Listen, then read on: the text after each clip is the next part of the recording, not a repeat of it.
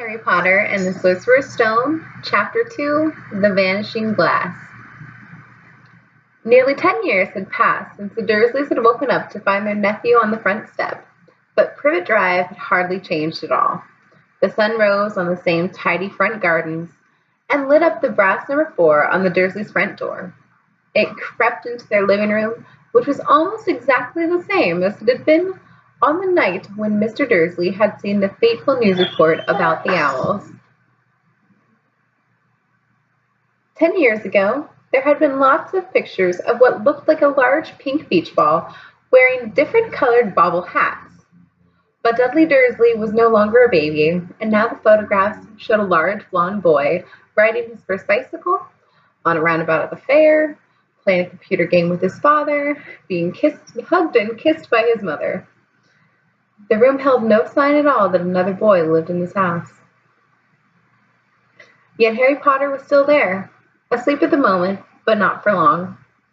His Aunt Petunia was awake, and it was her shrill voice which made the first noise of his day. "Ah, get up now!" Harry woke with a start. His aunt rapped on the door again. "Up!" she screeched. Harry heard her walking towards the kitchen, and then the sound of the frying pan being put on the cooker. He rolled onto his back and tried to remember the dream he had been having. It had been a good one. There had been a flying motorbike in it. He had a funny feeling he'd had the same dream before. His aunt was back outside the door. "Are you nearly up yet?" she demanded. "Nearly," said Harry. "Well, get a move on. I want you to look after the bacon, and don't you dare let it burn. I want everything perfect on Dudley's birthday." Harry groaned. Ugh. "What did you say?" His aunt snapped through the door. Nothing. Dudley's birthday. How could he have forgotten? Harry got slowly out of bed and started looking for socks. He found a pair under his bed, and after pulling a spider off one of them, he put them on. Harry was used to spiders, because the cupboard under the stairs was full of them, and that was where he slept. When he was dressed, he went down the hall into the kitchen. The table was almost hidden beneath all of Dudley's birthday presents. It looked as though Dudley had gotten the new computer he wanted, not to mention the second television and the racing bike. Exactly why Dudley wanted a racing bike was a mystery to Harry, as Dudley was very fat and hated exercise. Unless, of course, it involved punching somebody. Dudley's favorite punching bag was Harry, but he couldn't often catch him. Harry didn't look it, but he was very fast. Perhaps it had something to do with living in a dark cupboard, but Harry had always been small and skinny for his age. He looked even smaller and skinnier than he really was because all he had to wear were old clothes of Dudley's, and Dudley was about 4 times bigger than he was. Harry had a thin face, knobbly knees, black hair, and bright green eyes. He wore round glasses held together with a lot of spello tape because all the times Dudley had punched him in the nose. The only thing Harry liked about his own appearance was a very thin scar on his forehead, which was shaped like a bolt of lightning. He had had it as long as he could remember, and the first question he could ever remember asking his Aunt Petunia was how he had got it. "In a car crash when your parents died," she had said, "and don't ask questions." Don't ask questions. That was the first rule for a quiet life with the Dursleys. Uncle Vernon entered the kitchen as Harry was turning over the bacon. "Comb your hair!" he barked by way of morning greeting. About once a week, Uncle Vernon looked over the top of his newspaper and shouted that Harry needed a haircut. Harry must have had more haircuts than the rest of the boys in his class put together, but it made no difference. His hair simply grew that way, all over the place. Harry was frying eggs by the time Dudley arrived in the kitchen with his mother. Dudley looked a lot like Uncle Vernon. He had a large pink face, not much neck, small, watery blue eyes, and thick blonde hair that lay smoothly on his fat head. Aunt Petunia often said that Dudley looked like a baby angel. Harry often said that Dudley looked like a pig in a wig. Harry put the plates of eggs and bacon on the table, which was difficult as there wasn't much room. Dudley, meanwhile, was counting his presents. His face fell. 36, he said, looking up at his mother and father. That's 2 less than last year. Darling, you haven't counted Auntie Marge's present. See, it's here under this big one from Mummy and Daddy. All right, 37 then, said Dudley, going red in the face. Harry, who could see a huge Dudley tantrum coming on, began wolfing down his bacon as fast as possible in case Dudley turned the table over. Aunt Petunia obviously scented danger too, because she said very quickly, and we'll buy you another 2 presents while we're out today. How's that, Pumpkin? 2 more presents? Is that all right? Dudley thought for a moment. It looked like hard work. Finally, he said slowly, so I'll have 39, sweetums, said Aunt Petunia. Dudley sat down heavily and grabbed the nearest parcel. All right, then. Uncle Vernon chuckled. Little Tyke wants to do this money work, just like his father. Attaboy, Dudley. He ruffled Dudley's hair. At that moment, the telephone rang, and Aunt Petunia went to answer it, while Harry and Uncle Vernon watched Dudley unwrap the racing bike, a cinecamera, a remote-control airplane, 16 new computer games, and a video recorder. He was ripping the paper off of the gold wristwatch when Aunt Petunia came back from the telephone, looking both angry and worried. Bad news, Vernon, she said. Mrs. Sid's broken her leg. She can't take him. He jerked her head in Harry's direction. Dudley's mouth fell open in horror. But Harry's heart gave a leap. Every year on Dudley's birthday, his parents took him and a friend out for the day, to adventure parks, hamburger bars, or the cinema. Every year, Harry was left behind with Mrs. Figg, a mad old lady who lived 2 streets away. Harry hated it there. The whole house smelled of cabbage, and Mrs. Figg made him look at photographs of all the cats she'd ever owned. Now what? Said Aunt Petunia, looking furiously at Harry as though he'd planned this. Harry knew he ought to feel bad that Mrs. Figg had broken her leg, but it wasn't easy when he reminded himself it would be a whole year before he had to look at Tibbles, Snowy, Mr. Paws, and Tufty again. We could phone Marge, Uncle Vernon suggested. Don't be silly, Vernon. She hates the boy. The Dursleys often spoke about Harry like this, as though he wasn't there, or rather, as though he was something very nasty that couldn't understand them, like a slug.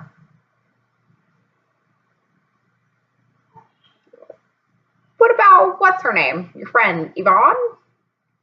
On holiday in Majorca, snapped Aunt Petunia. You could just leave me here, Harry put in hopefully. He'd be able to watch what he wanted on television for a change, and maybe even have a go on Dudley's computer. Aunt Petunia looked as though she'd just swallowed a lemon. And come back and find the house in ruins, she snarled. I won't blow up the house, said Harry, but they weren't listening. I suppose we could take him to the zoo, said Aunt Petunia slowly, and leave him in the car. The car's new. He's not sitting in it alone. Dudley began to cry loudly. In fact, he wasn't really crying. It had been years since he'd really cried. But he knew that if he screwed up his face and wailed, his mother would give him anything he wanted.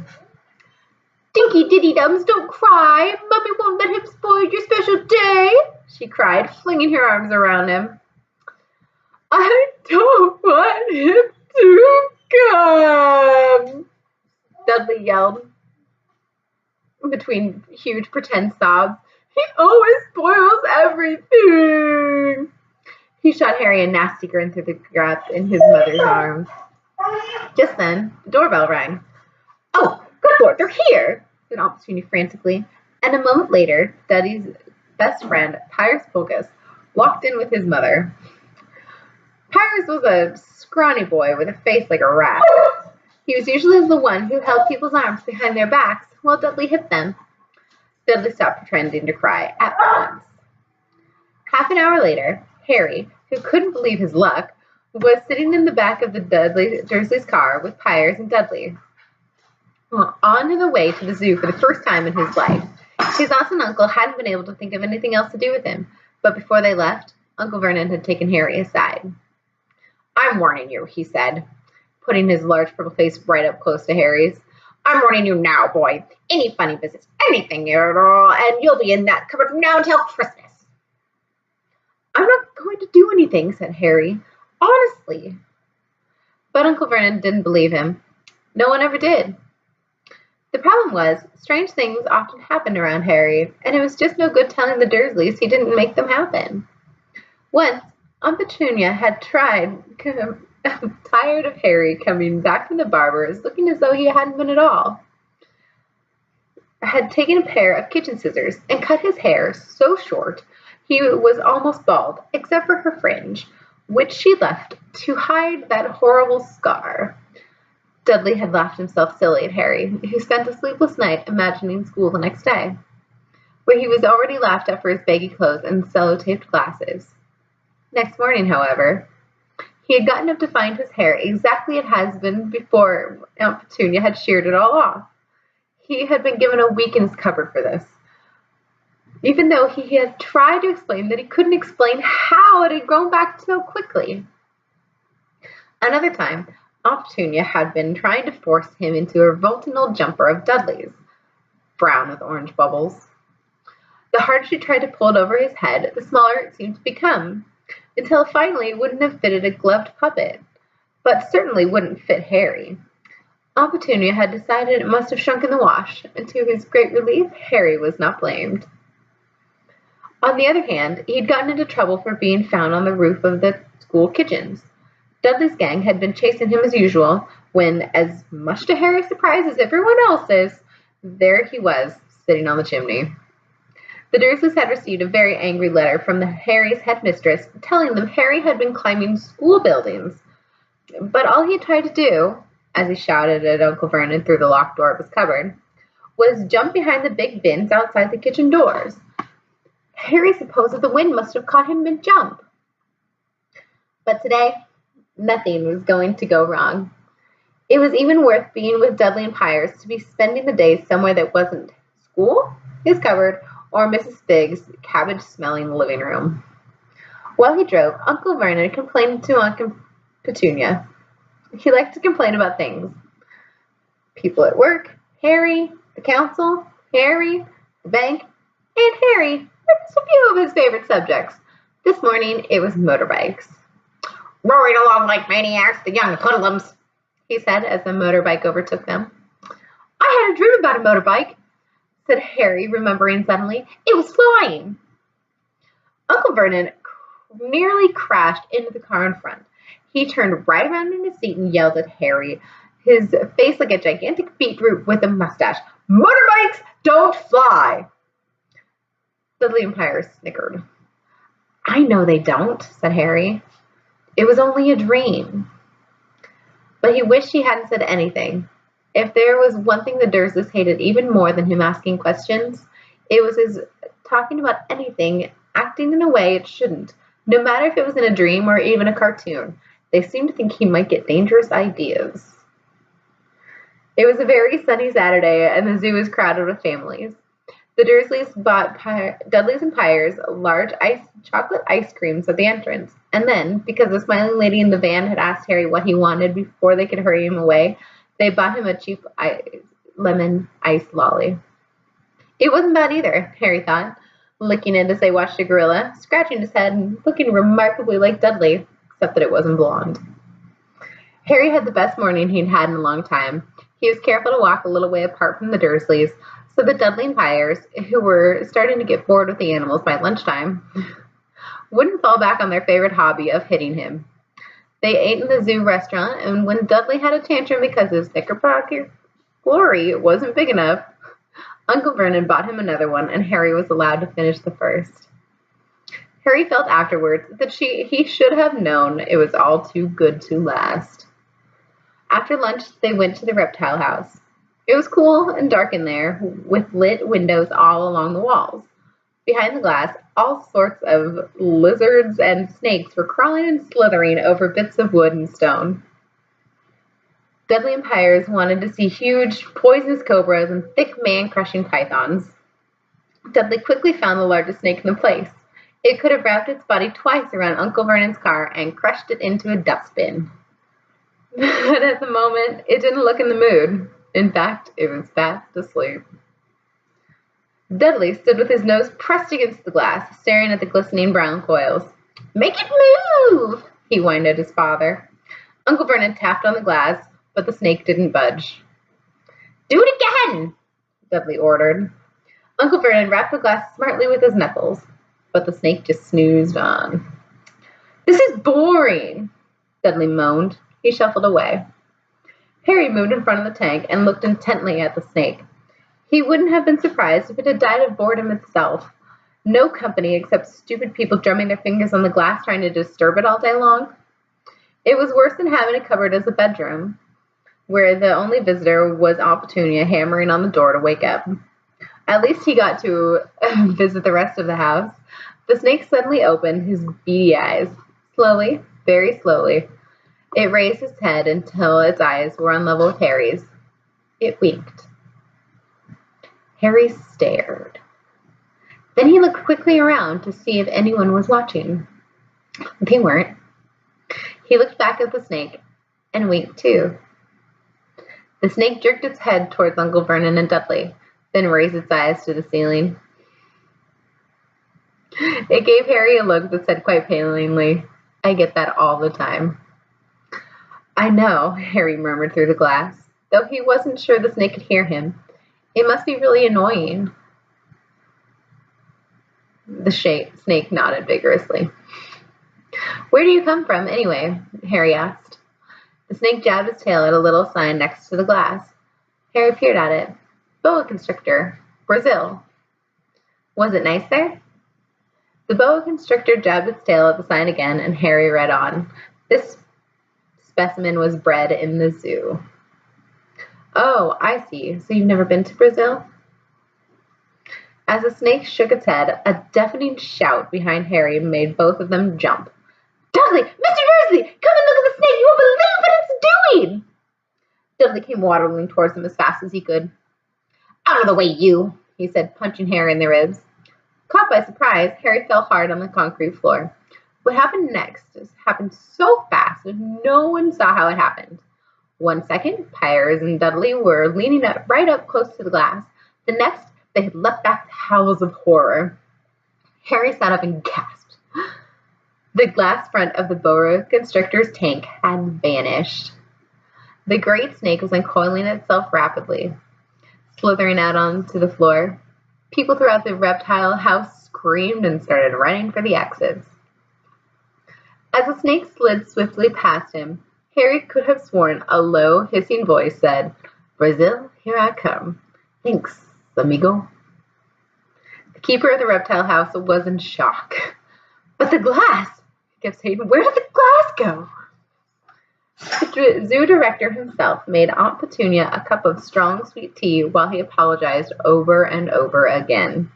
Pyers and Dudley could only gibber. As far as Harry had seen, the snake hadn't done anything except snap playfully at their heels as it passed.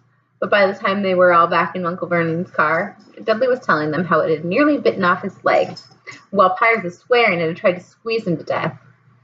But worst of all, for Harry at least, was Pyers calming down enough to say, "Harry was talking to it, weren't you, Harry?" Uncle Vernon waited until Pyers was safely out of the house before starting on Harry. He was so angry he could hardly speak. He managed to say, "Go, cupboard, stay, no meals," before he collapsed into a chair and Aunt Petunia had to run and give him a large brandy. Harry lay in his dark cupboard much later, wishing he had a watch. He didn't know what time it was, and he couldn't be sure the Dursleys were asleep yet. Until they were, he couldn't risk sneaking to the kitchen for some food. He'd lived with the Dursleys almost 10 years. 10 miserable years. As long as he could remember, ever since he'd been a baby and his parents had died in that car crash. He couldn't remember being in the car when his parents had died. Sometimes, when he strained his memory during long hours in his cupboard, he came up with a strange vision, a blinding flash of green light and a burning pain in his forehead. This, he supposed, was a crash, though he couldn't imagine where all the green light came from. He couldn't remember his parents at all. His aunt and uncle never spoke about them, and of course, he was forbidden to ask questions. There were no photographs of them in the house. When he had been younger, Harry had dreamed and dreamed of some unknown relation coming to take him away, but it had never happened.